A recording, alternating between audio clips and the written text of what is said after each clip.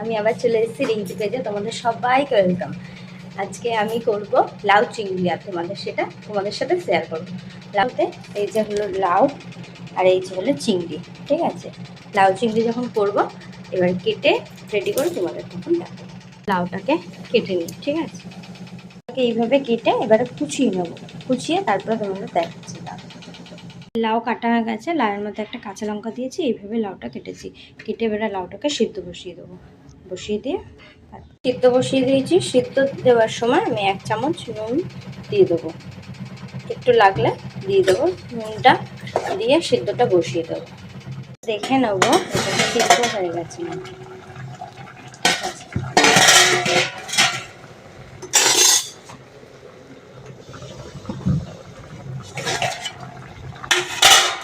সিদ্ধ হচ্ছে,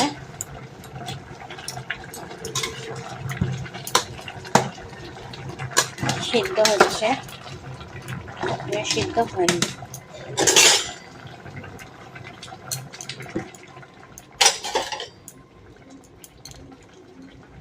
ততক্ষণ আমি কড়াতে আবার ঢেকে দিলাম।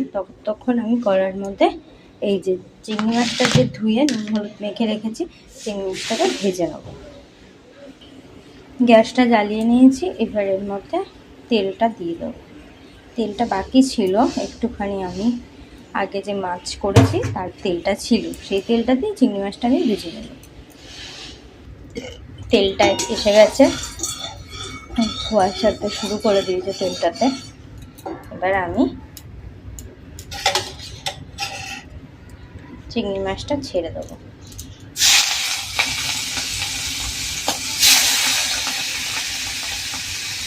সবটাই একসাথে ছেড়ে দেবো।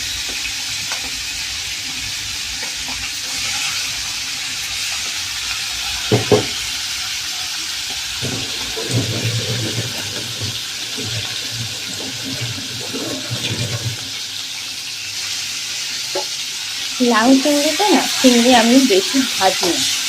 বেশি ভাজলে এমনি চিংড়ি কিন্তু ভাপা খাওয়া যায়, করা যায়। ওই জন্য আমি চিংড়িটা বেশি ভাজি না, হালকা একটু নাড়িয়ে চাড়িয়ে নিয়ে তুলে নিতে যাবে লাউ চিংড়িটা, তাহলে খেতে টেস্ট লাগে। এরকম হয়ে গেছে, আমি এবার এটাকে তুলে নেব।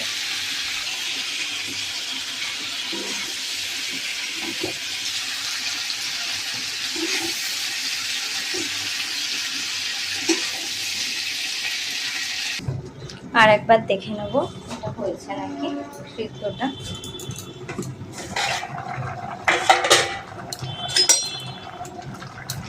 মোটামুটি সিদ্ধ হয়ে গেছে।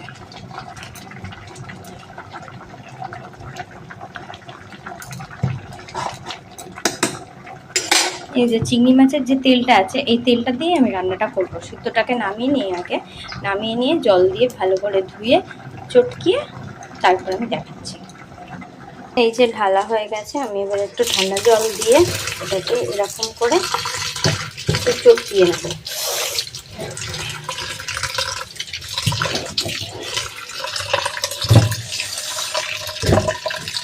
এটা এরকম করে একটু চটকিয়ে নেব। চটকিয়ে নিলে কি হবে, অতটা লাগবে না। খুব গরম,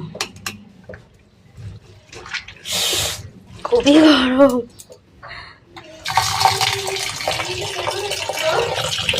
এইটা এরকম করে প্রথমটা ভাবটাকে করে নিচ্ছি, নাহলে না চটকানো যাচ্ছে না, খুবই গরম। চটকিয়ে ফেলে দিয়ে জলটাকে ঝরিয়ে নেব। এবারে চটকানো হয়ে গেছে এটা।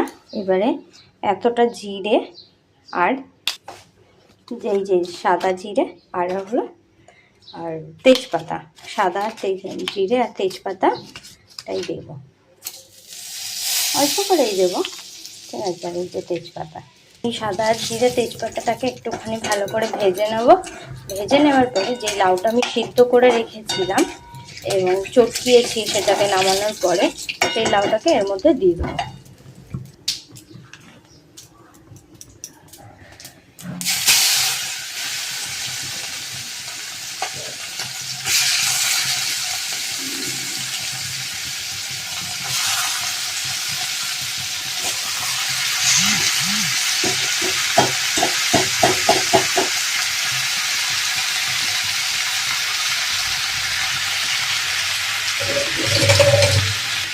এর মধ্যে নুন হলুদ দেব। নুন সিদ্ধর সময় নুন দিয়েছিলাম, তবে এটা কষানোর সময় করার সময় তখন আর একটু নুন দিতে হবে। এই হলো নুন দিলাম।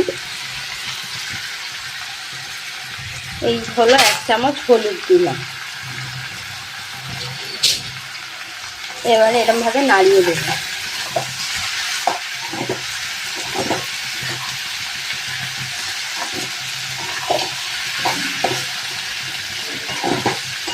নাড়িয়ে দিয়ে এটাকে ঢেকে দেবো, ঢেকে দিয়ে হতে দেবো। তারপরে তোমাদের আর নামানোর আগে মিষ্টি দেব। তারপরে মিষ্টি বলতে চিনি দেব, 1 চামচ চিনি দেবো। 1 চামচের একটু বেশি লাগলে দিতে পারো, ঠিক আছে। একটুখানি এই লাউ ঘন্টায় যদি চিনি না দাও টেস্ট হবে না, তাই এটা হয়ে গেছে। এবার এটা ঢেকে দেবো। তারপরে নামানোর আগে চিংড়ি মাছগুলো দিয়ে দেবো, তারপরে দেখাবো তোমাদের। আমি গ্যাসটাকে কমিয়ে দিলাম, লো ফ্লেমে হোক। আর এই যে চিংড়ি মাছ হতে থাকুক, তার জন্য দেখাবো। একটু খুলে দেখে নিলাম, দেখে নাড়িয়ে নিলাম একটুখানি, একটু নাড়িয়ে নিচ্ছি। নাড়িয়ে নিয়ে দেখে নিচ্ছি একটু, নিয়ে ঢেকে দেবো। এই ঢেকে দিলাম, ঠিক আছে। তারপরে তৈরি হওয়ার পরে তোমাদের দেখাতে বললো।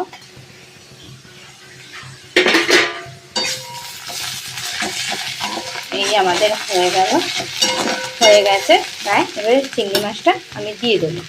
তার মধ্যে আমি একটু মিষ্টিও দেবো। এতটা চিনি দেবো, দিয়ে আমি এবারে নাড়িয়ে নেব।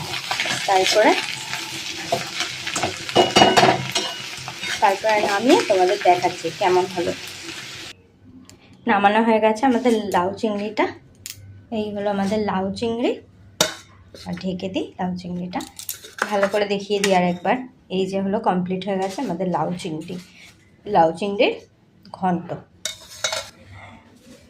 সো তার মধ্যে লাউ চিংড়িটা হতে হতে আমি স্নানও সেরে নিয়েছি।